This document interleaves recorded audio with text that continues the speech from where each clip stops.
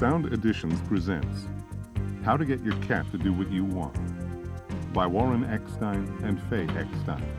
Read for you by Warren Eckstein.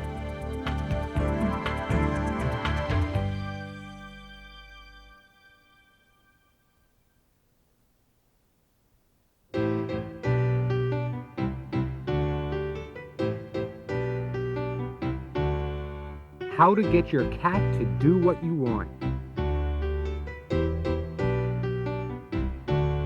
People don't choose cats. Cats choose people with whom they wish to live. When I hear someone say, "I hate cats," I don't frown or view them with disdain. I simply recognize that they haven't had the opportunity to be accepted and owned by a cat. And how do you know when you've been picked to be owned by a cat? That's easy. They tell you. My cat Mouty certainly did. Because I appear frequently on television and radio, manufacturers constantly send me the latest toys and gourmet food for pets, hoping that after I try them out on my four-legged menagerie, I might mention them during one of my media appearances. So even though Mouty had 30,000 other people in my town to choose from, he knew that moving into my house was like moving into Kitty Disney World. And that's what he decided to do, move in. One day, popping out of nowhere, Mouty simply strolled into my life. Well, he didn't actually stroll in. What he did was fuss and scream so much so that he didn't give me much of a chance to decline his decision to relocate. I have an office in my house, and Mouty, who was unnamed and homeless at the time, positioned himself ever so cleverly atop my neighbor's car, which has a bird's eye view through my office window, putting him in the perfect place to stare me down while I was on the phone. Mouty looked me square in the eyes and started meowing. Not just any type of meow, mind you, but short ones, long ones, and many different octave ranges. I'm embarrassed to say that I did not take Mouty too seriously. I was already the proud owner of too many pets. As a matter of fact, I had recently gone into debt to buy my second home, a farm in upstate New York, not for me, but for my pets. My animals needed a country home. There's only so much time you can hide a pet pig who weighs over 1,000 pounds in a residential Long Island neighborhood. When I paid no further attention to Mouty, he shifted gears and attacked my front door. He figured out a way to unclip the screen from the door, then managed to jump in, dumping himself between the screen door and the front door. Of course he was stuck, or so he pretended. Personally, I don't think this particular kitty could ever get himself into anything he couldn't figure his way out of. But ear-shattering meows were now echoing throughout the entire house. Then the meows became screams. I ran to the door fully expecting to see some sort of catastrophe. But the very instant I opened the main door, plop! Mouty landed on his feet in the most regal manner and simply strolled into the living room. His mission was accomplished. He had tried to tell me, but I, being less intelligent, hadn't listened. So he showed me. He had got me to do what he wanted. I firmly believe that your cat is a member of your family. If you keep that in mind, if you truly feel it, your cat will act like one. That's one of the basic premises of this tape. It's the best way I know how to get your cat to do what you want. Once you accept that premise, we've got to decide how to treat the new family member. It's really fairly simple, and the rest of this tape is devoted to telling you just this. If you treat your cat with love, if you treat your cat with respect, and if you treat your cat as if he or she is an intelligent thinking animal capable of making decisions, your cat will respond in positive, astonishing ways. Johnny Carson has proclaimed for years that cats do nothing but curl up on top of the television set where it's nice and warm, lay in the sun, or wait to be fed. Carson likes dogs, and here's his reasoning. Dogs do things. They come when they're called, fetch, and are actually happy to see you when you come home. On the other hand, he says, when you throw something for a cat to fetch, he looks at you and as much as says, "Hey, go fetch it yourself." Cats have taken a bad rap for decades. Dogs are smarter than cats. Dogs are better than cats. Dogs are more affectionate than cats. Cats are aloof and independent. I'm sick and tired of hearing all this nonsense, and I'm not going to take it anymore. You shouldn't either. Let's get one thing straight once and for all. Any pet is a product of what's been put into him or her. Many cat owners often make one huge mistake, which interferes with proper cat rearing more than any other factor. Because we have been brainwashed into thinking that cats are independent, aloof, sometimes less affectionate, and certainly less trainable, many cat owners treat their cats differently just because they're cats. We've heard these things so many times we believe them to be true, and we raise our cats accordingly. If they don't respond to training, we simply don't follow through. Or worse, don't try at all. The thinking often runs along the lines of, hey, it's a cat, right? Cats can't be trained, so why put in the effort? Nothing could be further from the truth. Cats should have certain civil rights, and their number one right must be their proper education. Education ensures a reasonable life worthy of a cat's intelligence, instinct, and friendship. If we're going to keep any animal as a pet, it must be done with a certain degree of dignity. Since we are the ones who have changed the terms of a cat's existence, it's up to us to further enhance our understanding of the cat and to guarantee a better feline life. Years ago, many of us lived in more rural environments, full of green places and almost free from the threat of vehicular traffic. Today, much of suburbia is made of concrete and full of automobile congestion. Most cats, for their own safety, just can't roam free. Nature intended the cat to have certain inalienable rights, but man and the environment he has created have changed the game plan. And yes, certainly it's up to us to do something about it. It's our obligation to ensure that Kitty's existence consists of more than running in for the can opener, lounging around after a meal, getting a little hugging and some loving before you leave or after you come home from the office, and a little brushing from time to time. This just isn't enough. If cats could revolt, they would, and they are. They want their cake, and they want to eat it too. And you know what? Why shouldn't they? There's a clever mind in that furry little body, one that has survived thousands of years, and not by accident. Kitty's boring life is one of the main reasons owners are experiencing so many behavioral problems with their furry friends. To illustrate this point, I'd like to tell you about a snake I was called in to help. I know you're asking yourself, what could a snake story have to do with your cat? But trust me, it does. One day, the owner of this boa constrictor, whose name was Sam, called me. He was worried because Sam had begun to act strange, so I went to see them the next day. After checking out the situation, which because it was so obvious took all of 2 seconds, I declared, your snake is depressed. Your boa is bored. Well, you could have knocked over that owner with a feather. Depressed, he cried out. I didn't know if he was going to hit me or keel over laughing, so I figured I'd better start explaining. Sam's been in the same tank since you got him. He was only a foot long then, but now he's 3 feet and he's had it. It's the same old tank, decorated with the same old furniture. The same rock has been there since the beginning, and so has the same tree branch. If you were that snake, wouldn't you be bored out of your mind by now? And to underscore the point, I told him how darn lucky he was that Sam was still a sweet snake. Too much confinement can make any animal aggressive. The solution for Sam was easy, a bigger tank. He just loved his new spacious quarters and its new decorating theme. Rocks, tree limbs, and driftwood, all of which could be moved around and even easily replaced periodically. He was in snake heaven. He could slither and wrap himself around things to his heart's content. His depression days were over, and there was an immediate noticeable difference in his behavior as he rubbed against and crawled up around and through all his new stuff. I think almost everyone will agree that cats are more intelligent and sensitive than Sam the snake. So, if a snake can run into emotional and behavioral problems by having to live out a routine humdrum existence, then certainly Kitty is capable of suffering the same fate, and you've got to do something about it. Cats have a strange way of living up or down to the image you project for them. Give them high expectations for their own ability, and they'll reach for the stars, trying to achieve them and please you. Downgrade their abilities by constantly telling them how displeased you are with their behavior, and you'll rip apart their self-esteem, making it impossible for them to believe in you, and most of all, in themselves. One of the worst ways one can tamper with the way Kitty feels about herself can sneak into the relationship without you even realizing it. As I said earlier, when Mouty first arrived on the scene, I was quite adamant about not wanting another pet. On the other hand, I certainly wasn't going to leave him on the streets to fend for himself. Of course he stayed, but I wasn't very happy about it. This was the first time I had ever felt this way. Up to this point, there was always room for one more wandering stray, not only in my home, but in my heart.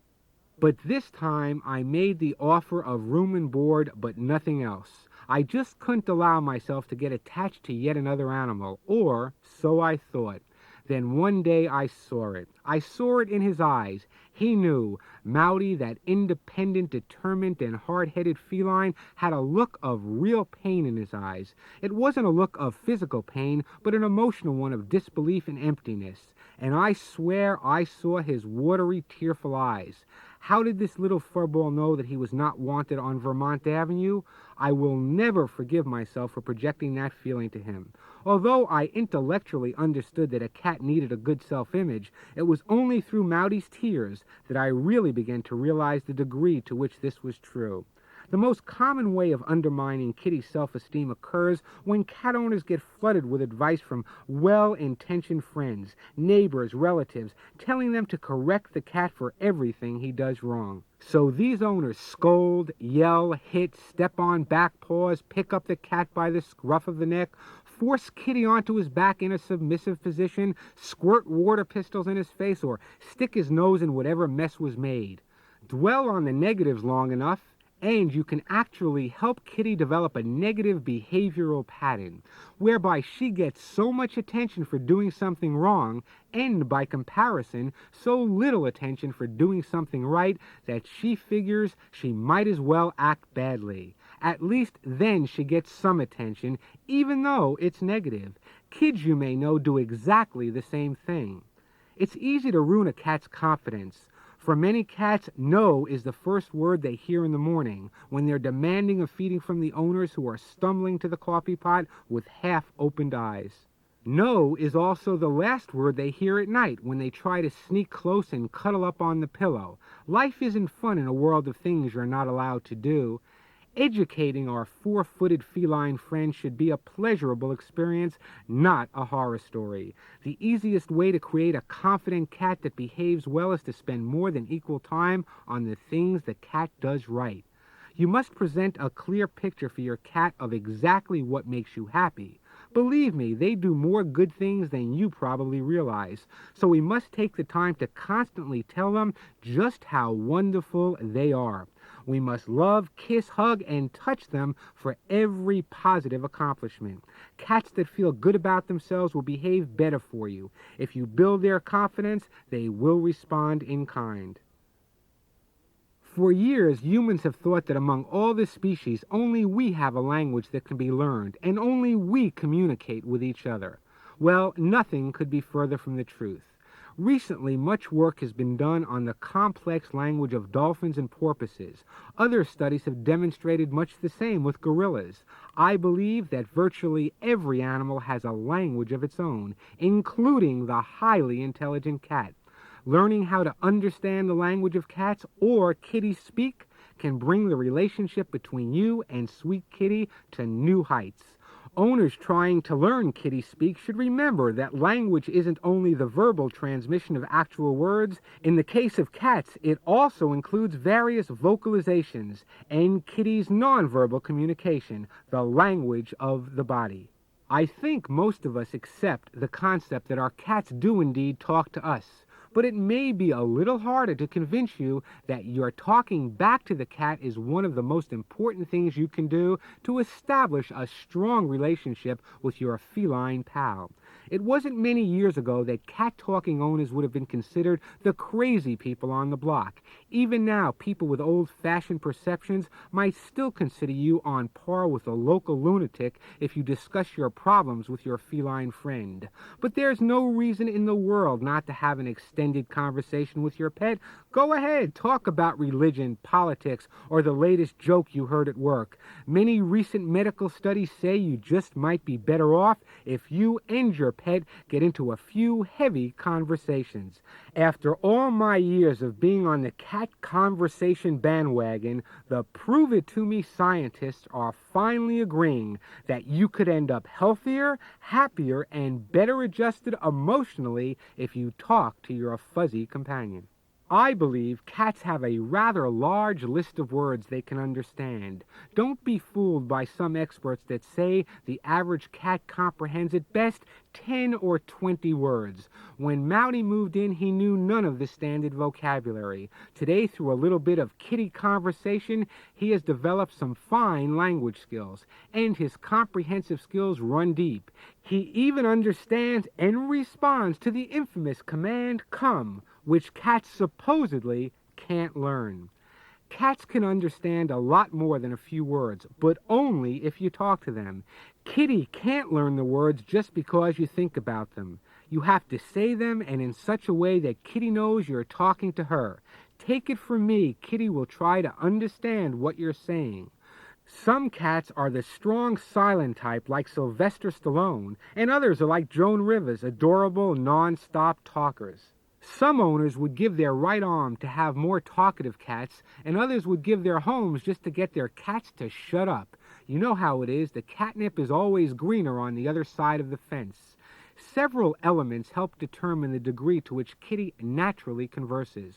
Sometimes it's genetic, a simple case of breeding and ancestry, part of Kitty's inherent personality. Many Siamese owners will vouch for this. Other times it's actually a phenomenon taught by Mama Cat. A mother's talkative influence sometimes helps create talkative kids. Other kitty conversationalists, believe it or not, are created by owners who have come to understand the finer points of animal language. Since breeding and what Kitty's mama might have done are out of your hands, there's not much you can do about them. However, if you really do want a more vocal cat pal, you can learn the basic elements of Kitty speak and encourage Kitty to talk more. To understand Kitty properly, you'll have to become fluent in both verbal and non-verbal language. To help you along, I've provided some easy tips. Eventually, you'll be able to understand just what Kitty is talking about and how you can talk back to her. You can communicate with Kitty. You just have to know how to go about it. Purring is one sound all cat owners know.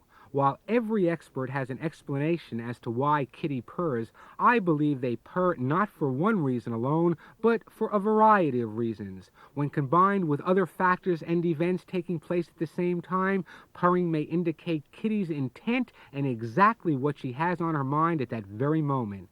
I generally believe that a purring cat is a happy cat, content with its surroundings. I believe that purring is one of Kitty's signals to let us know that she cares and all is right between her and the world, or at least her owner. Meows can be loud and demanding, like when your cat wants to know in no uncertain terms whether, among other things, dinner is ready. Meows can be short and sweet, more in the mew category. These usually come when Kitty is asking for something that she knows she has no right to expect, like some of your meal right after she's been fed.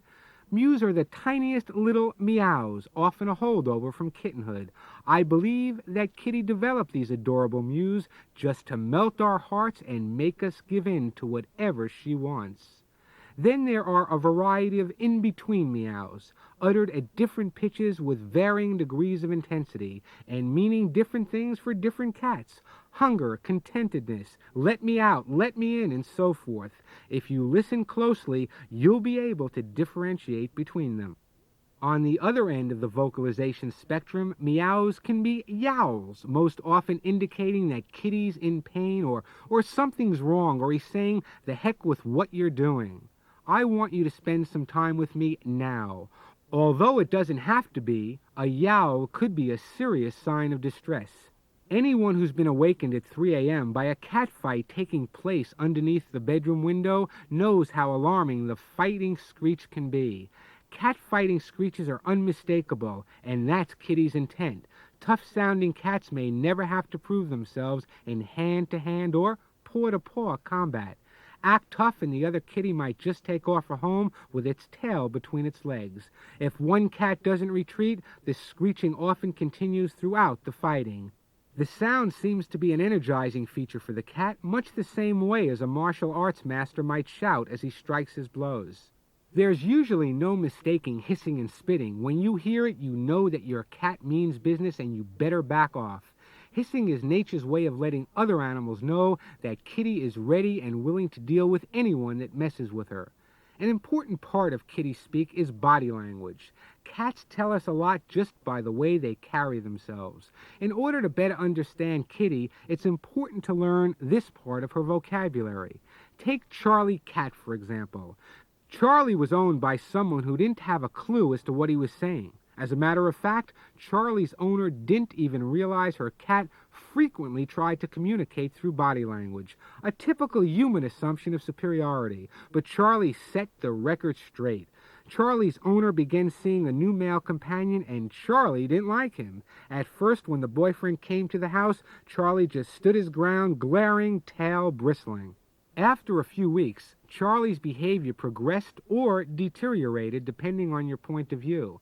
He started giving the boyfriend a quick swat each time he walked by, little sneak attacks. Then the big payoff came.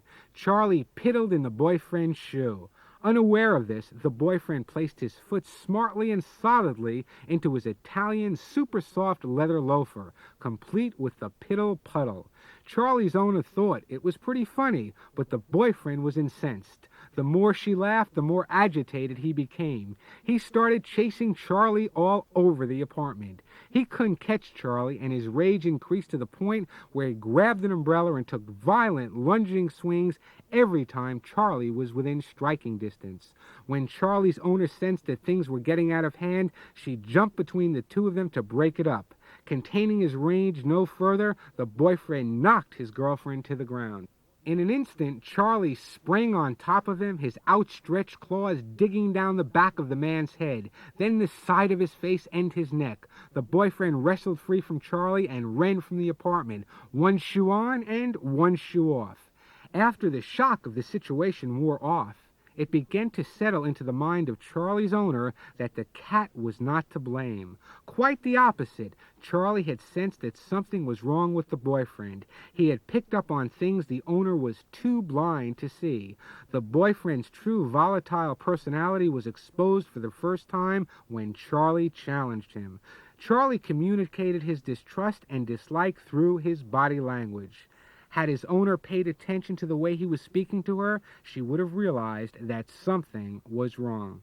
I place a lot of confidence in what animals tell me through their body language. If there are any non-believers among you, at least consider this. If you have a normally friendly, pleasant cat who enjoys everyone's company but takes a dislike to one particular person, pay attention. Cats have an uncanny way of picking up the innuendos of personality, behavior, and body language. In the wild, they live or die by their assessments of other animals. The something extra that Kitty picks up on should not be casually disregarded. You often find that Kitty knows best. If you know your cat and you've carefully observed his body language during healthy times, it's easy to observe them when something's wrong. How your cat moves or doesn't move certain body parts can tell you how he's feeling or planning to react in the near future. Each cat is different, so the only rule of thumb is, owners should know thine own cat and use the following explanations only as a guide. When you're assessing a cat's general behavior, the eyes can be a dead giveaway as to what's coming next. Wide open eyes mean Kitty's obviously awake, up and around, and alert. Observe the difference between normal wide open eyes and wide open eyes that have a mischievous glint. The glint is a dead giveaway that Kitty's up to no good. Be aware of that glint and you'll be able to stop that little whippersnapper before she gets into any trouble. Half-closed eyes mean Kitty's relaxed, floating somewhere between awake and napping. If Kitty happens to be on your lap at the time, sort of dozing off, he's showing you that he trusts you to a certain degree. If half-closed eyes occur at times other than when Kitty's nodding off, keep your own eyes open for signs of illness. Both enlarged pupils and pupils that seem to close up into the smallest slits can be indicative of pending aggression. Sometimes the slit reflects a feeling of being threatened. The slit-eyed cat may be forced by fear into possible aggression. On the other hand, when a cat is the aggressor, actually instigating the situation, the pupils are usually enlarged or dilated. Either way, these looks should tip you off to a possible aggravated condition that could lead to aggression, complete with swatting, batting, or biting.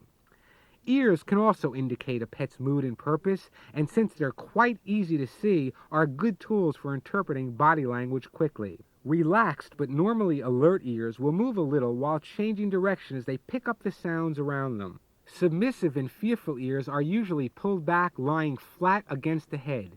They're in a perfect position to show another animal that Kitty would just as soon give in and let bygones be bygones, rather than getting involved in an aggressive entanglement.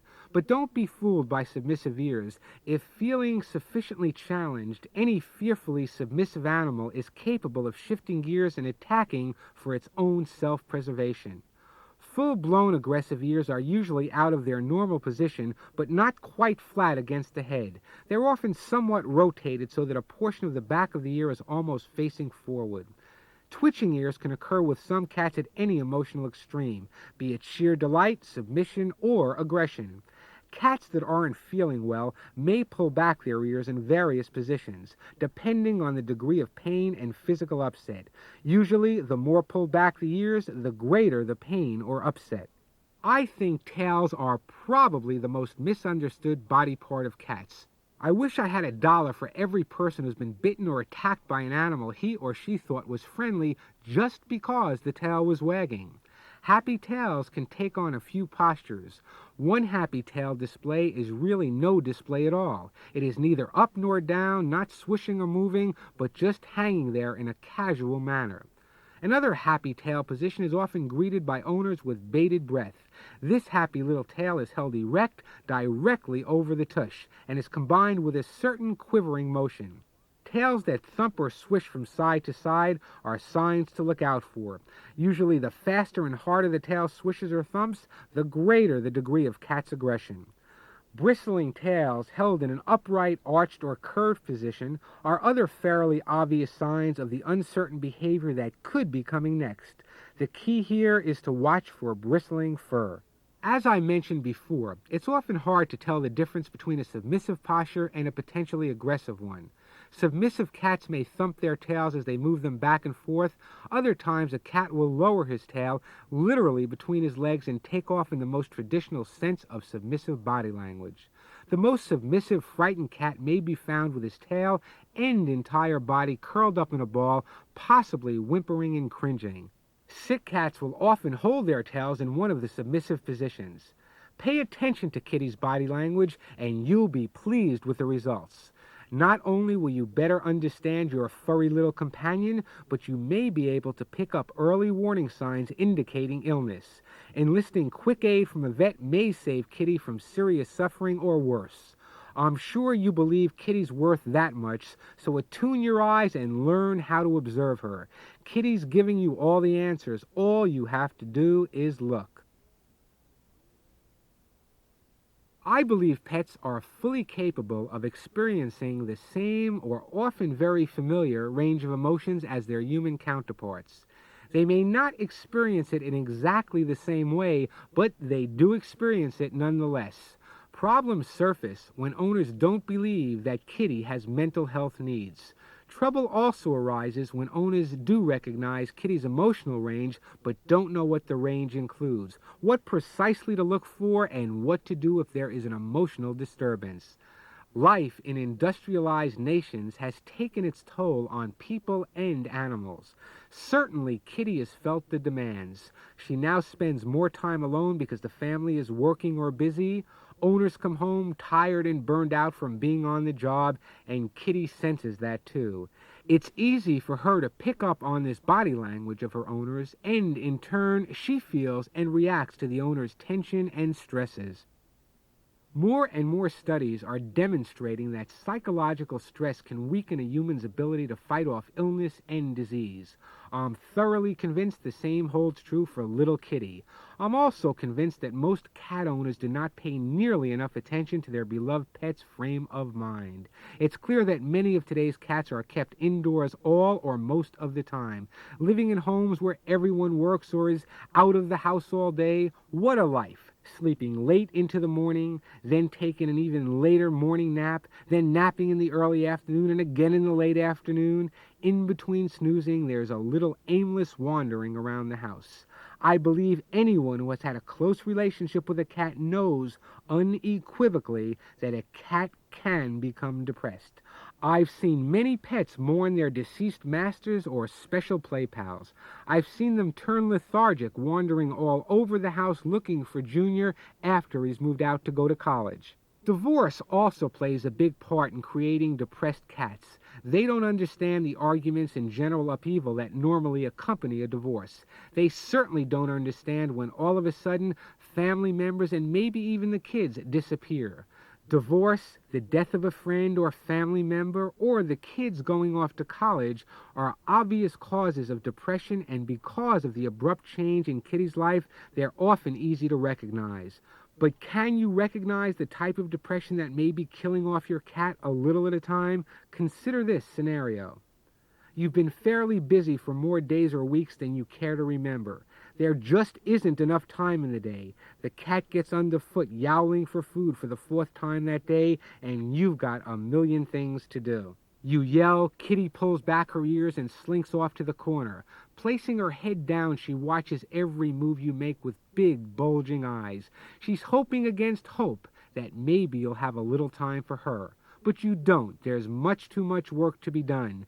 Too many errands to run. You promise yourself that you'll find some time tomorrow to play with her and give her plenty of special attention. Tomorrow comes and you're still busy. The cat finds herself treated as if she's part of the furniture. The next day and it's still the same. Haven't you noticed by now that sweet Kitty is withering away? Neglect is the #1 cause of depression in our cats. It sneaks up slowly until one day you realize what you've done and the effect it's had on your cat. The best way to know when something's wrong is to pay close attention to the cat's behavior when everything's right. Take note of how much Kitty normally plays so you'll know when she develops an unenthusiastic attitude towards toys and games that once amused her. Depressed cats often go off their feed. This is a particularly good clue when assessing depression, particularly when the vet gives Kitty a clean bill of health. Note the cat's sleeping habits. Cats suffering from depression tend to lounge around the house and do much less than cats who are in a good frame of mind. Watch for lackluster effort in personal grooming habits. Most cats are fastidiously clean, licking and grooming themselves in an almost ritualistic manner. Depressed cats, like people, may not care about their own personal hygiene. Be on the lookout for changes in behavior. Is the normally sweet Kitty more aggressive, or is the normally very friendly, sociable cat hiding under the bed every time visitors come by? Recognizing that your cat is depressed is the important first step. If you've been able to assess the damage and determine what might have triggered the problem, you're ahead of the game. You may be able to find a replacement for the loss of whatever caused Kitty to become so depressed. If Kitty suffered the death of her companion cat, for example, you may find that adding a little kitty whippersnapper to the household is the solution. Or if you can't commit to another full-time pet, why not throw a few parties for your cat and invite some of her cat friends over? If your cat was used to a lot of household activity, complete with teenagers and plenty of foot traffic in and out, and now things are quiet, it may be time to repay some of those invitations you owe. Throw a few dinner parties and lunches, this time for humans, in order to create more cat and human interaction. And change that ho-hum routine. Cats who don't quite know what to expect will begin to look forward to the uncertainties of the next day. Add some new flavors into the standard diet, or cook something special once or twice a week. Buy lots of new toys and put most of the old ones away for another day. Buy a catnip plant and let it grow, giving Kitty access to it from time to time. If she hasn't yet been taught to walk on a leash, it's time to start. Get her out of the house. The same four walls can start to close in on any of us after a while. Latchkey kitties, like latchkey kids, are left alone while adults are at work or out of the house, busy with errands and chores. We're asking a lot of our cats to have to put up with this modern lifestyle. The least we can do is try to meet them halfway. So that Kitty has something to do while you're out, take some of her favorite treats and hide them where she won't find them too easily, but will be able to locate them eventually. As she wanders aimlessly around the house during the day, she'll come across a little surprise here and there. Experiment with calling that little furball on the phone and leaving a message on the answering machine. Some cats love to hear your voice and know mommy or daddy is talking to them, while others are frustrated if they hear you but can't find you. If the answering machine doesn't work for you, try leaving a radio on that's set to a talk station. The voices may help Kitty get through the day.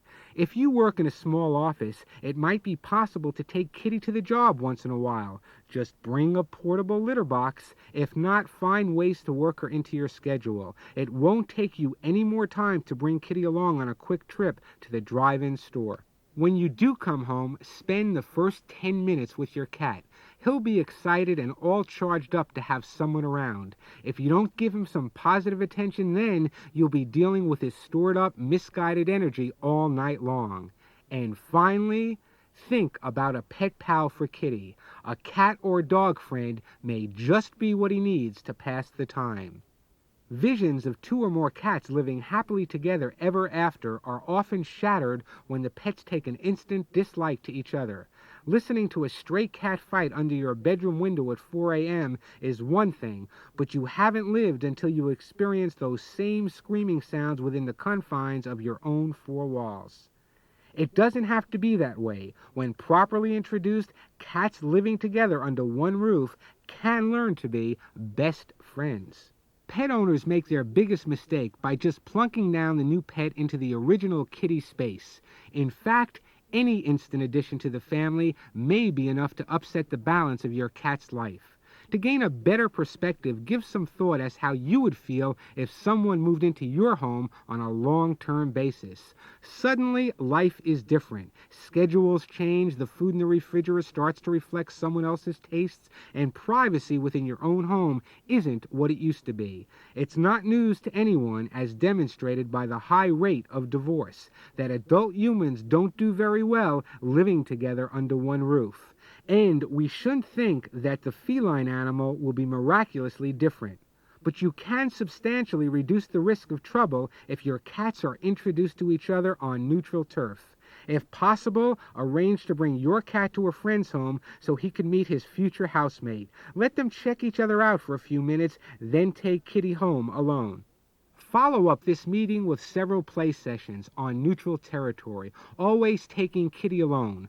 When the cats seem to be really enjoying each other's company, make arrangements for the big day when the new cat comes home with his old buddy. It's only natural that everyone will want to ooh over the new cat once he comes home, but try not to do that in front of your other cat. Save your special attention for private times, setting aside a few 5-minute sessions each day alone with each pet. Make it seem that wonderful things happen to cat number 1 whenever cat number 2 is on the scene. Exaggerate everything so this new lifestyle, complete with new housemate, seems to be great fun, full of goodies, treats, hugs, and kisses. If medium-cooked roast beef is your cat's favorite, give her some when the other cat is around. I call this the party time association. Cats learn by association, and if they associate their togetherness with such fabulous fringe benefits, it will help them realize that life's been a blast ever since they met. Next, be sure there are plenty of toys so that neither cat becomes possessive over playthings. Forcing cats to vie over a few precious toys is bound to bring out their worst sides. It's a perfect way to create aggression. Don't expect your cat to welcome another cat into his litter box with open arms, or should I say, pause. Place a second litter box a reasonable distance from the first box. Be sure to offer cat number 1 the same amount of privacy to which he's become accustomed.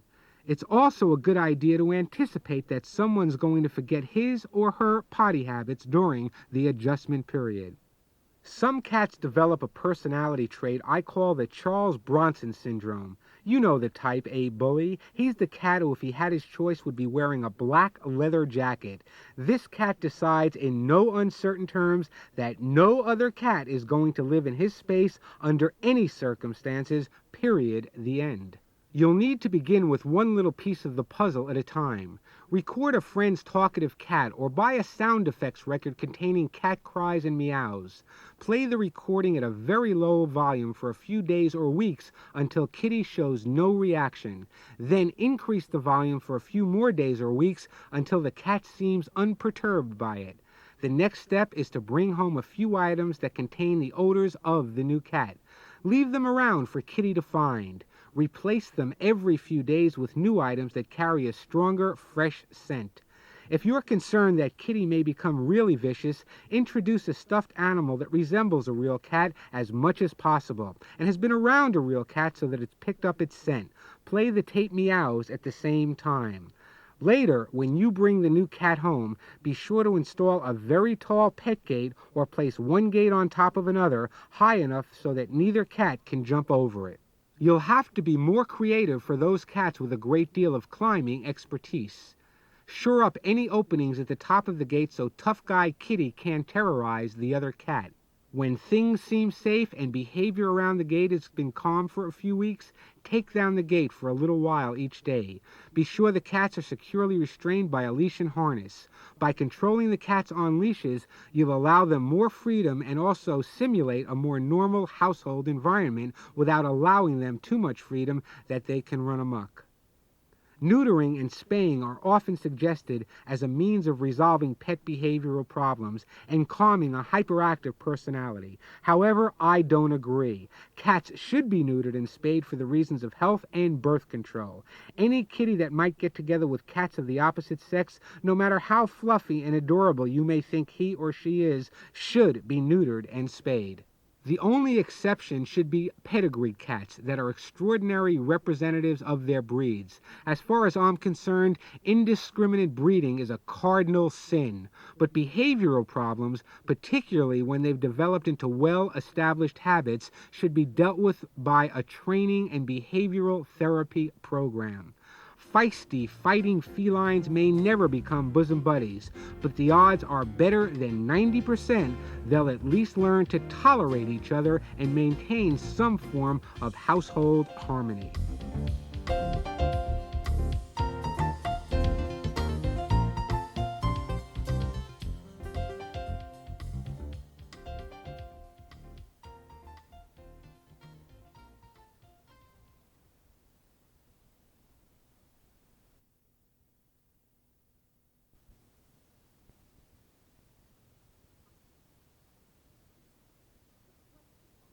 The question I'm most frequently asked by owners is how they keep their cat from ignoring the litter box, either all or part of the time. If you're wondering why Kitty's little indiscretions occur on your pillow, perhaps when someone in the family is out of town, think about what I've termed the Hansel and Gretel syndrome. Cats, like certain other animals, use their excrement as a means of sending out a message. First, the scent lets other cats know they're coming close to your kitty's turf. Second, the scent helps attract certain other cats with whom Kitty wishes to mingle. It helps kitties to find their way, just like the breadcrumbs Hansel and Gretel dropped on their journey through the woods. So, when someone's out of the house and Kitty's missing that family member, she may leave little accidents around as a means of helping her loved one find her way back home. But I believe the single most important reason why cats don't use their litter boxes is because of the litter itself. Years ago, we had very little choice about which litter to use. It was either sand, dirt from the garden, or a basic clay litter available at the pet shop or supermarket. Shopping for cat litter today is like going to the fragrance counter at Macy's. We have red litter, green litter, mint odor, evergreen odor, time-activated, chemically controlled, and organically controlled. We have done so much with litter that we have confused our cats right out of their boxes. Bear in mind that cats, like most of us, are creatures of habit. No one told them modern technology dictates their bathroom litter has to be different. Have you ever smelled some of the new litters? Some of them stink like a really bad, cheap aftershave lotion. Cats have a very keen sense of smell, much better than our own. I firmly believe that many of the so-called advances and technological breakthroughs in kitty litter have caused behavioral setbacks in many of our cats. Sometimes the old ways are the best ways. If you're suffering from the litter box blues, it may also be because you aren't cleaning the box frequently enough. Many cat owners change the litter box once or twice a week at best. All cats should have their litter changed, not just scooped up several times a week. Put yourself in Kitty's place. Think about how you'd feel when you're driving alone, desperate for a bathroom, and the only one available is at a sleazy, disgusting gas station. I've known plenty of people who, desperate or not, just won't go in these conditions. So why should we think our cats wouldn't prefer the living room couch over their equivalent of a dirty bathroom? I also recommend additional litter boxes to reduce the risk factor for accidents. Some cats, particularly at night, are reluctant to get up from their sleep, walk down a flight of steps in an unlit home just to find their box. When accidents occur, a big mistake made by many cat owners is their choice of a cleaning agent. Almost every good homemaker grabs for a bottle of ammonia or a cleanser that contains ammonia. Both urine and stool contain a form of ammonia. By cleaning up accidents with ammoniated products, as far as the cat is concerned, you're pouring something on the floor with the same odor, almost identical to the one you're trying to get rid of. Avoid the cleanup trap by purchasing a product that is an odor neutralizer. These products will actually neutralize the odor through the enzymes or similar agents it contains. Kitties who select a few favorite spots for mistakes are the most common litter box offenders. Only after you've kept the litter box immaculately clean and checked the brand of litter and the cleaning agent neutralizer should you take this next step. If you begin this procedure prematurely, it may have no effect at all other than to encourage the cat to pick yet more places in the house to soil. We've all heard how cats like to be clean, always licking and grooming themselves. They rarely fail to wash after every meal. Because nature built this clean factor into a cat's psyche, one of the easiest ways to prevent the cat from soiling outside the litter box is to begin feeding him in those areas where accidents take place. Cats hate to eliminate around the areas where they're going to eat. To do this, divide Kitty's normal food portions into his regular dish and onto several paper plates. You should have one paper plate for each area being used.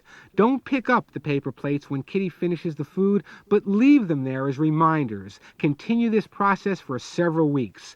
Once Kitty has demonstrated he has broken his old habit, remove a plate for a day and then put it back in place. Wait a few days, repeat the process a few times. When 2 or 3 weeks go by with no accidents, completely remove one of the plates.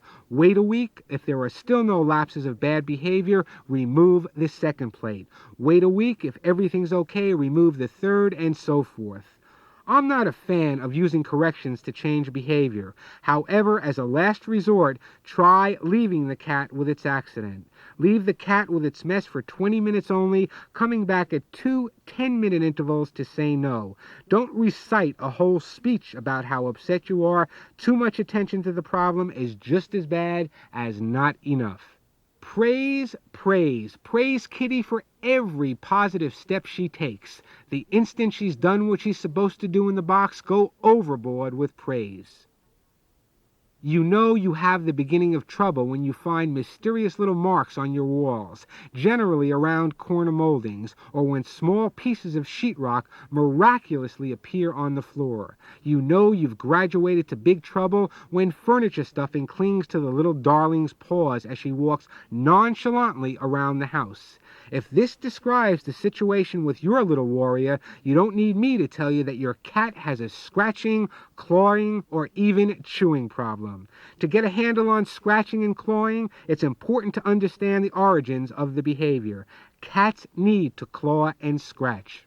They scratch for a variety of reasons, primarily to stretch and exercise, trim their nails, reduce stress, as well as for a little known and less understood reason, to leave behind their scent in much the same way males urinate to mark their turf.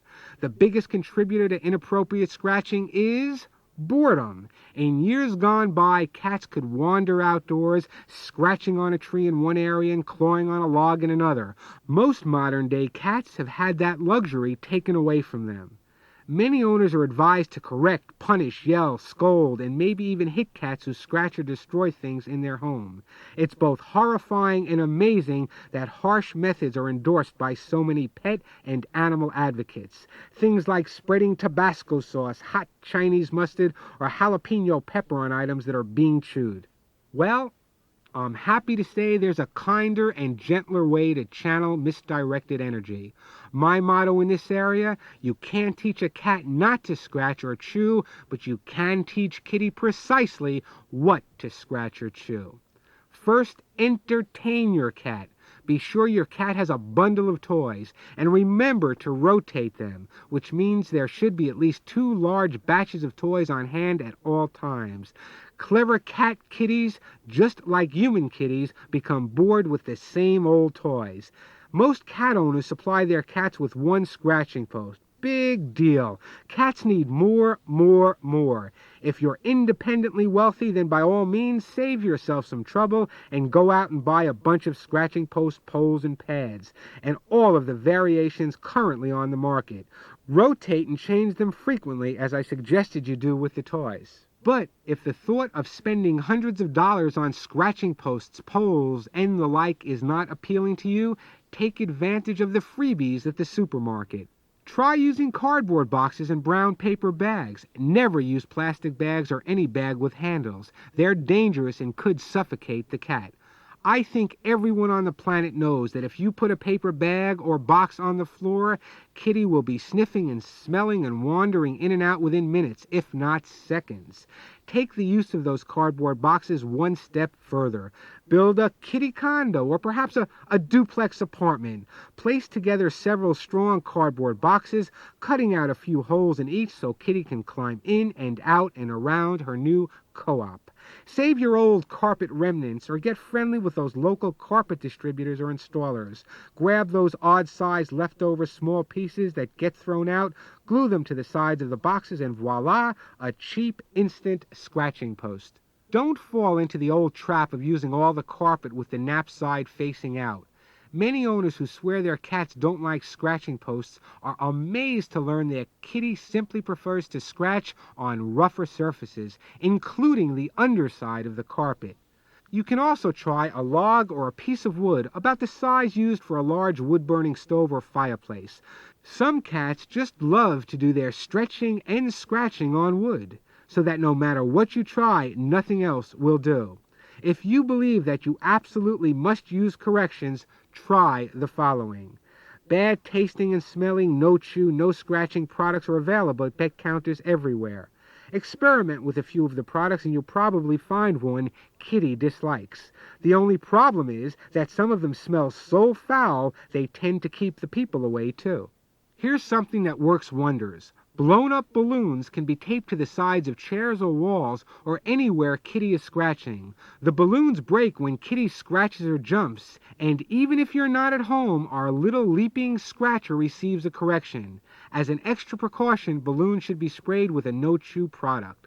However, balloons should never be used for a chewing problem and should only be used by owners who are 100% certain Kitty would never consider chewing or swallowing them.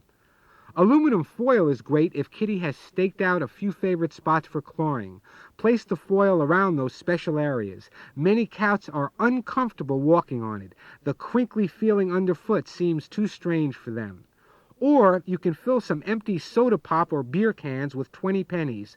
Put tape over the opening and place the cans wherever Kitty is chewing, scratching, or jumping. When the can falls down, Kitty will jump. It's like the man up above corrected her. For really dedicated chewers, jumpers, and scratchers for whom nothing seems to work, try one of the battery-operated door alarms. Some companies make alarms that can be slipped under the door so that when it opens, the alarm is triggered. Place a few door alarms around Kitty's hot spots, and when she steps on one, a shrill sound will send her on her way. As far as I'm concerned, no cat should be declawed. In particular, cats allowed outdoors should never, ever be declawed, no matter what the owner's rationalization might be. Outdoor cats need to protect themselves, and nature provided nails as a big part of their defense mechanism. I'd much rather educate the clawing cat as to what she may or may not scratch. It's really not as hard as you think.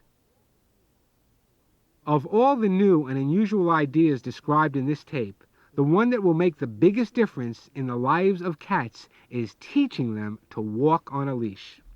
Leashes give owners a secure means of control when kitties needs to be moved from one environment to the next, such as when it's time to go to the vet. Teaching Kitty to walk on a leash will also allow her so many extra freedoms. She'll be able to experience the joys of the world and become a better companion to her owner. Fear of escape has a lot to do with preventing us from taking Kitty on special outings. The fear of a frightened, unrestrained cat jumping from your arms and running off, never to be found again, is a real one.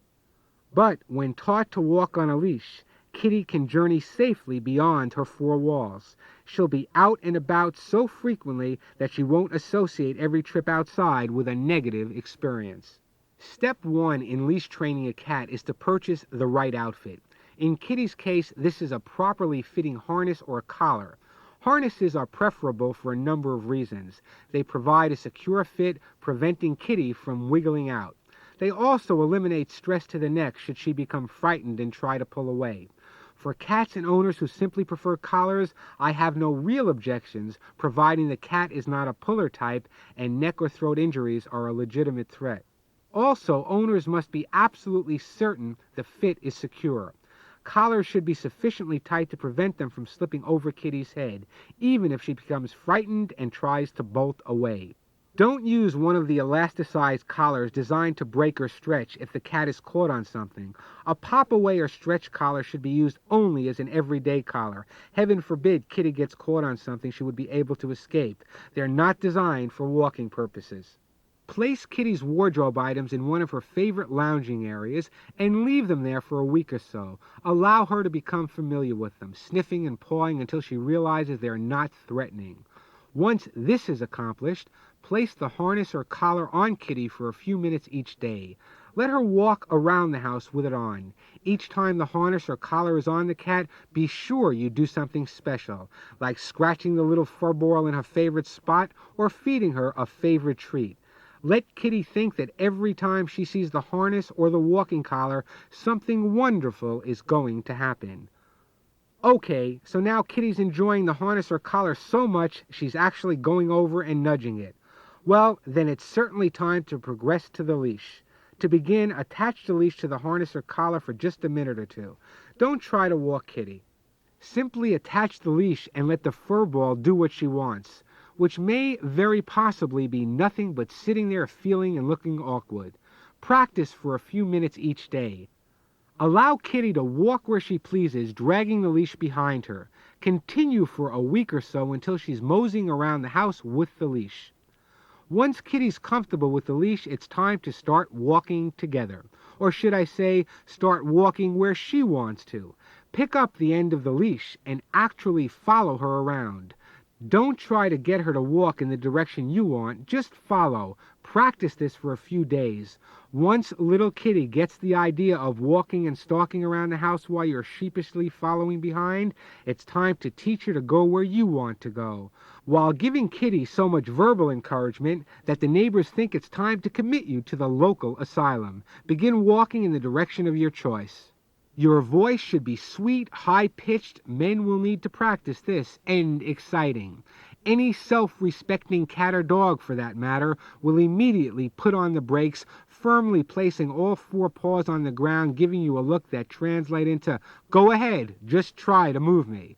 When Kitty's glued to the floor and refuses to move, a special technique needs to be employed, called little tug and release. With the least effort, give the leash the lightest possible tug, and then quickly and immediately release the tug so that the leash hangs loosely. If Kitty doesn't move, repeat this procedure several times in a row, taking 4 or 5 second pauses between each tug. Keep at it. Any good teacher would, and you'll start to notice little breakthroughs. One day she'll just get up and walk around the house with you. Now it's time to tackle the great outdoors. If Kitty's never been outside, you'll have to take it a little bit slow. There's a big, frightening world out there, full of all sorts of strange sights, smells, and noises. If Kitty is the skittish type, then it will help to first desensitize her to the outside noise by softly playing a tape recording or sound effects record of trucks, sirens, traffic, and so on. Gradually increase the volume over a period of weeks so Kitty becomes adjusted to the level of sound outside. Before expecting your cat to go for a long walk around the neighborhood, be sure she feels comfortable outside. Sometimes the best plan of action is to do nothing, meaning that you simply go outside with Kitty on a leash and sit on the stoop. Just let Kitty see and hear the world go by. This is particularly important for city cats or cats who live in high traffic areas. You'll know when the cat has adapted to its new environment. She'll develop a certain relaxed look. When this occurs, it's time to take her for the smallest of walks, just as you did during the first steps during indoor leash training. Let Kitty take you where she wants to go. Follow her around until she gets the idea of walking outdoors on a leash. After a week or so, encourage her to walk where you want to go. Lots of encouragement and praise is needed here, so don't be surprised when passers-by throw you some pretty strange glances. Don't let it get to you. You're doing the kindest thing you can for today's cat. You're setting her free. Dogs come when they're called, so of course Kitty can be taught the same thing. Cats are bright enough to learn most basic instructions. It just takes practice, perseverance, and an ounce of know-how. First, use Kitty's name to help grab her attention. Kitty, come! Use her name only for positive things. Never call Kitty for something unpleasant or negative. If you're going to give her medicine, you should go to her. During the initial training, it will help if you practice from floor level so Kitty can make better eye contact with you. Each and every time Kitty comes to you, praise her to the hilt. Don't be lazy about the positive reinforcement. Only use the come command when you're in a position to follow it through if Kitty doesn't come. There's nothing worse than letting Kitty know she can pick and choose when she wants to listen to you. Talk to other members of the family. Be sure they're not running around all day calling her and then ignoring her if she doesn't respond, or worse, if she does. Don't have Kitty participate in 10 minutes of practice lessons in which all you do is repeat the same thing. It's boring and bound to turn her off. Instead, call her once or twice, half a dozen times during the day. If Kitty doesn't come right away, and you've spent way too much time cajoling her into the response, be sure to praise her when she finally decides to mosey on over. You may find this awfully hard to do after you've been coaxing the fuzzy darling for 15 minutes, but it's the end response she'll remember. There's no big miracle behind teaching Kitty to stay. Rover isn't the only house pet who can learn this handy response. Kitty certainly has the ability to understand and respond to the word stay, and he should learn it. There will be times when you'll be very happy that your little furball understands this basic communication. It's best to have a means of control when you start, preferably a leash or harness. You'll need to convince Kitty that the stay lesson doesn't mean adios, amigo. You don't want him to take one look at you and decide he's out of here. When Kitty is in front of you, slip 1 or 2 fingers under his harness or collar, or place your hand on the leash close to where it attaches to the harness. If you wish, and I do suggest it, give Kitty a hand signal for the stay at the same time you tell him to stay. The palm of your hand should face Kitty with the fingers pointing toward the floor. At the same time you give the hand signal, give him the command to stay. Don't use Kitty's name. We don't want him to first get excited by hearing it and then have to tell him to stay put. Only use Kitty's names for commands when you want him to move, like when you use come. When you're working on teaching Kitty to stay, it helps to draw out the word and spell it mentally as you say it. Stay, S-T-A-Y. When you're practicing, give the command constantly. Use the same type of repetition you experienced when learning the alphabet or multiplication tables. When Kitty looks as if he's getting the point, slowly remove your hand that's been holding on to the collar, harness, or leash. Do it slowly, gradually, easing off on the pressure. Kitty will sense you're giving him some slack, and if he's a red-blooded, normal, healthy kitty, he's going to seize the moment and fly right out of there. Wean him off the control that your hand was supplying. Please repeat, repeat, repeat. Stay, stay, S-T-A-Y, and don't forget the praise. Are your well-deserved vacations spoiled because you just can't cope with the anxiety of leaving behind the little fur ball? Do you worry so much about Kitty's health and welfare that it's difficult to relax and have a good time? Or do you simply miss the comfort of his fuzzy little body? Well, you don't have to leave home without him. You can take Kitty on your trip as long as you make special arrangements for your four-footed vacationer. Don't be afraid you won't have anywhere to stay if you bring Kitty along. It's up to the management of each hotel within most chains to set the pet policy, and a fair percentage allow cats. If you run out of luck with the major hotels, try bed and breakfast hotels. Sometimes their policies are more flexible. In any case, call ahead and, if necessary, offer to sign an agreement holding you responsible for any damage Kitty might do. Before the trip, arrange for Kitty to have a medical checkup. While you're at the animal hospital, get a health certificate stating the kitty has been to the vet for a number of years if that's the case and is in good health, and it's up to date on all vaccinations. Inquire with the state, country, or transportation carrier as to how close to the time of travel the pet must be examined. A good travel agent will also be able to give you the proper information. A health certificate for 6 months ago will not be sufficient. Kitty will need a health certificate when crossing borders into other countries and prior to airline travel, even on domestic flights, although they often fail to ask to see it at check-in time. Be sure to have your veterinarian's phone number with you. Also, bring along any prescription drugs kitties require to take and an extra prescription that can be filled, or at least referred to by a veterinarian licensed to practice in your vacation area. While traveling, things tend to fall off or break, so be equipped with some extra kitty ID, one tag for the collar and another packed away to replace the original if necessary. Put your phone number on the tag as well as that of your vet or someone else you can count on. Remember, you and your family will be out of town, so if Kitty gets lost, no one will be at the home to answer the phone. If you want your little furball to quickly settle into his new space, be sure to pack either his bed, favorite pillow, security blanket, or special towel. It's equally important to pack some of the cat's toys.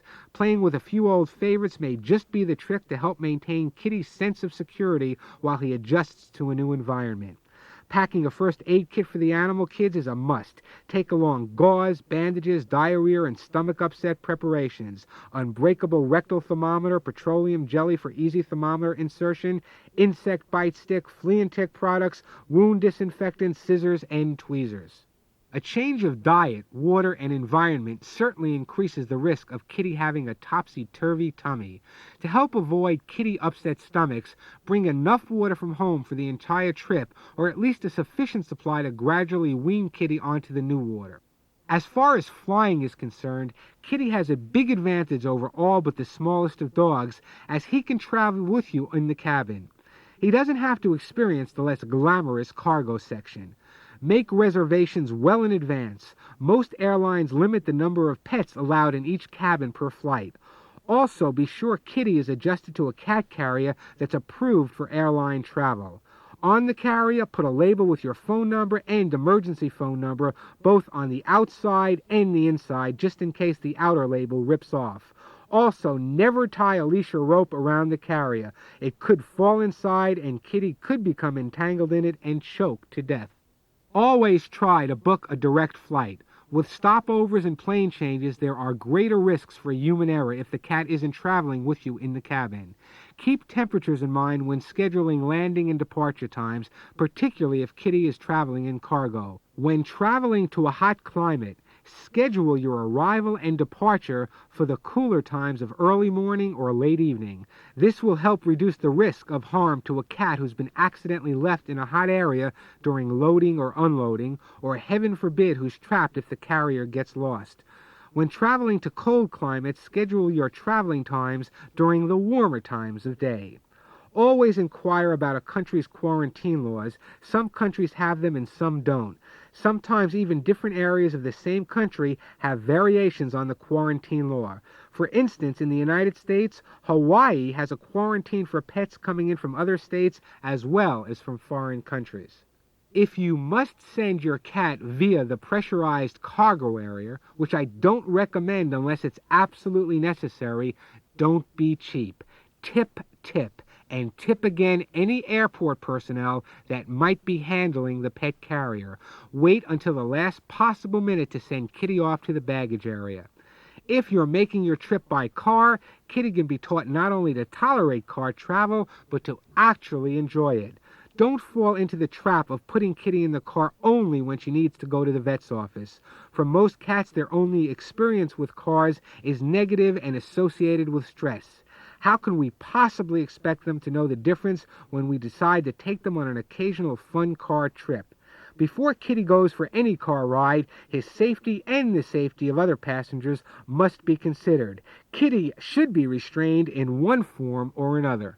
A restraining device needs to serve two purposes. Heaven forbid there's an accident or even an abrupt stop, Kitty could become a flying furball, thrown about or even out of the car like a limp rag doll. Second, it's equally important to prevent Kitty from interfering with the driver in any way, or from working his way onto the floor where he might become wedged in around the gas and brake pedals. When choosing a restraining device, there are several options to consider. Some owners like it if Kitty rides in a cat carrier. Others don't like the confinement of a carrier, choosing instead to educate their cats to sit still in a car seatbelt. Yes, they really do make them. Still, others prefer to have a passenger hold Kitty on a leash and harness. Don't dump a carrier on little Kitty all at once. Take it one step at a time. First, leave the carrier in an area where she spends a lot of time. Keep the top open, or in the case of a screw-on top, take it off. Place something soft and comfy on the bottom so that she's not forced to lay on a hard, cool surface.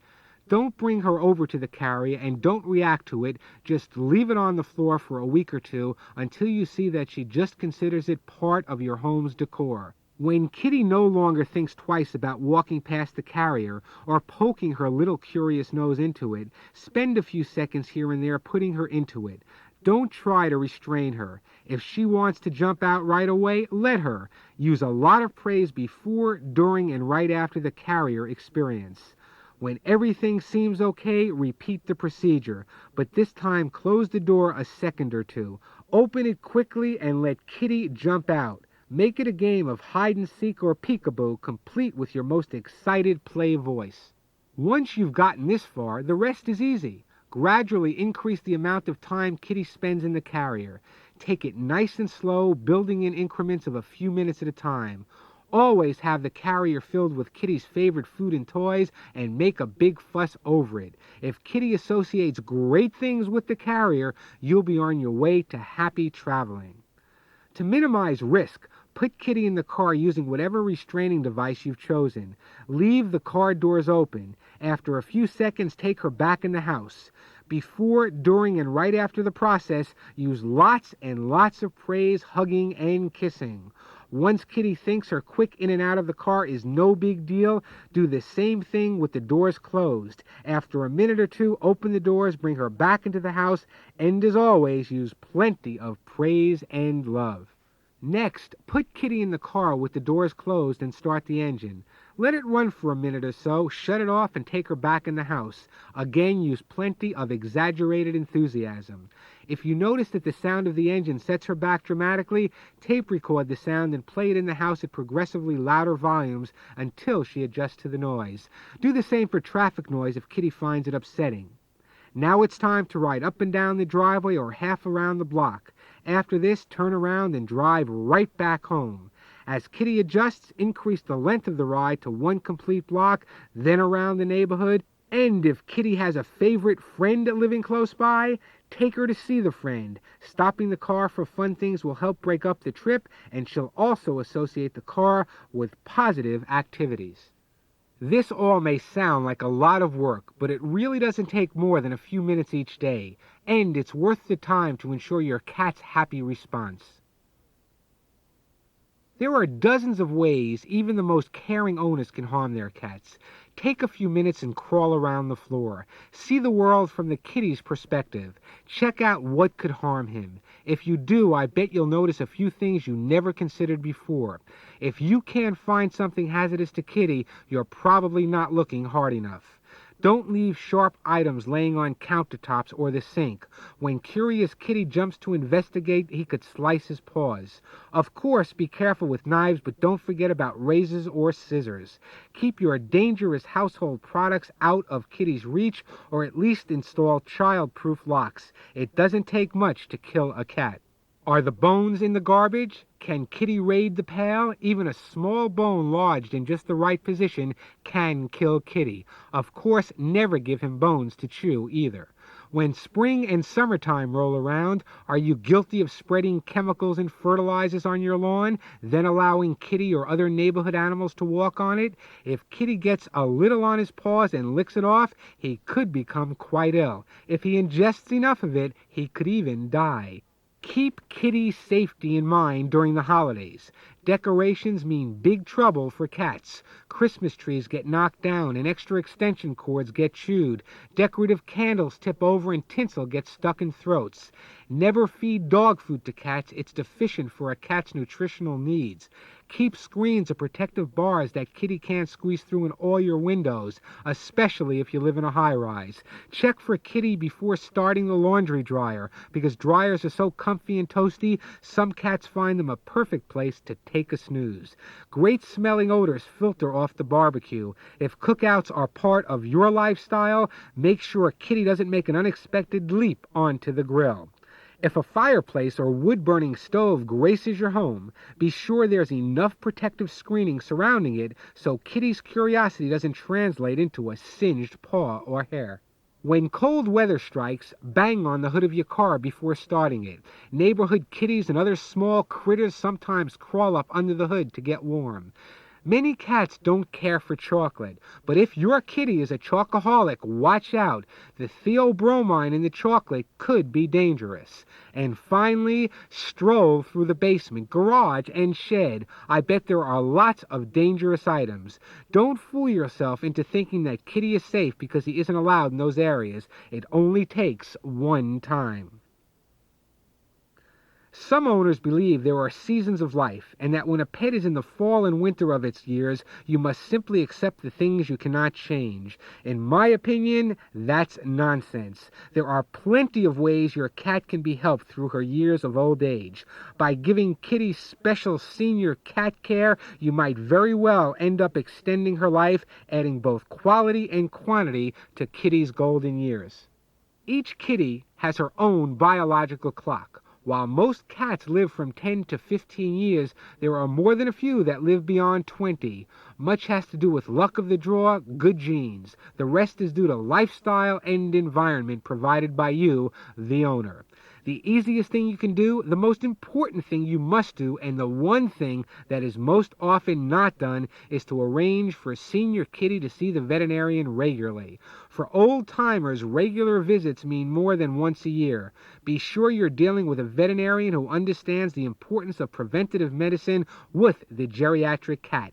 Don't allow any quick once-over exams and a declaration that Kitty's fit until the next appointment. Kidneys are often the first major organ to deteriorate, so be sure Kitty gets a simple blood test for kidney function during each visit. Inquire about changing the cat's diet. Age-weakened body organs don't always process food the way they used to. Dietary adjustments can definitely lengthen Senior Kitty's life and keep her healthy through those golden years. Sometimes old stomachs can't tolerate as much food as they used to in one sitting. Break up Senior Kitty's food into smaller meals served more frequently throughout the day and evening. Keep a careful watch for weight loss. That could be a real sign of trouble ahead. Older cats don't always drink enough water, and it's extremely important to encourage water intake. Kitty has to flush out her system. Add water into some of the meals. If, on the other hand, your old pal has shown an increased interest in water, check with the vet right away. Increased thirst could be a symptom of yet an undiscovered problem like diabetes. You might also want to discuss with the vet the possibility of placing your graying cat on a vitamin supplement. Although I don't believe in megadoses of vitamins for just any animal, I like to place seniors on a dose of an old-fashioned multivitamin mineral supplement.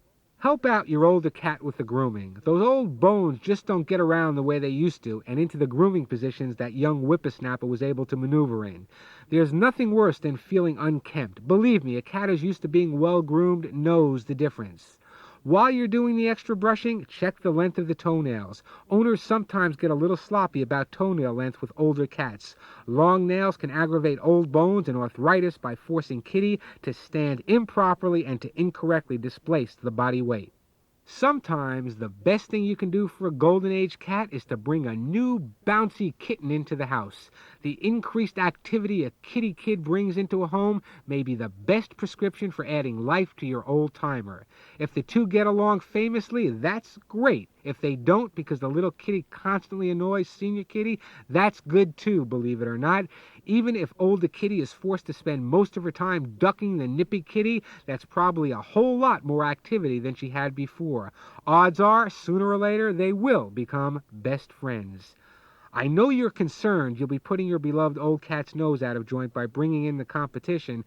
That may be true, but it will more than likely work itself out. The benefits of a more active lifestyle generally far outweigh the disadvantages. Make sure you're very good to Senior Kitty. He may be a little crotchety. Maybe he's a bit stiff and feeble, but Kitty's been good to you for a long, long time. He's made you smile and comforted you when you cried. Don't get sloppy about your special friend's care when he needs you most. Your loving little pal deserves the best, particularly while sun is setting on his time on earth. One of the most difficult moments for any cat lover is saying the final goodbye to precious Kitty. I don't think it ever gets any easier, no matter how many cats you've had or how many times you've had to go through it. Knowing when to put your best pal to sleep is an incredibly hard decision to make. Sometimes the choice is made for us. Kitty simply falls asleep one night and doesn't wake up in the morning. When death comes to a resting Kitty, we can at least take consolation in knowing that it was painless and that Kitty died with dignity. If Kitty's been battling illness or the effects of old age, it's so very hard to know when it's the right time to take the last trip to the doctor. Here again, the most important word is dignity. I always let that be my guiding light. I want all my pets to spend their remaining days with their dignity intact, enjoying some quality of life. Once I know that's no longer possible, it's easier to come to terms with doing what I must. It's what I want for myself. It's the least I can do for my cat. Make your own decisions when you think the time has come. Don't let others convince you. Don't extend Kitty's life because you just can't bear to see her go. She lived life as a smart and clever little creature. She doesn't want her final days to be any less than that. Please don't feel foolish if you grieve. You may even need to take a few days off from work. Not everyone will understand your sense of loss over a cat. Their feelings are of no consequence. You know the relationship you had with your kitty was so very, very special. Grieving is normal and healthy. Realize that you're not alone with these feelings. Millions of people have grieved over the loss of their four-footed pals. Sometimes, just when you think your heart is broken forever and you could never go through the pain of losing another cat, something strange happens. A little adorable ball of fur shows up on your doorstep. So tiny and alone, he can't be more than 6 weeks old. You know he's desperate for a home. Don't feel guilty. You won't be replacing Kitty or trying to forget about her. It's just time to go on. Think of it as Kitty's legacy. She left this world so another little kitty can enjoy the special love and companionship she knows you can provide. So brush up your kitty communication and stock up on toys and litter. Here comes that little ball of energy. Like a flash, he races through the living room. There he goes again, only now he's scratching on the dining room chairs. Boom! There, he's up on the counter with a flying leap. You better keep this tape around. I think you're going to need it again.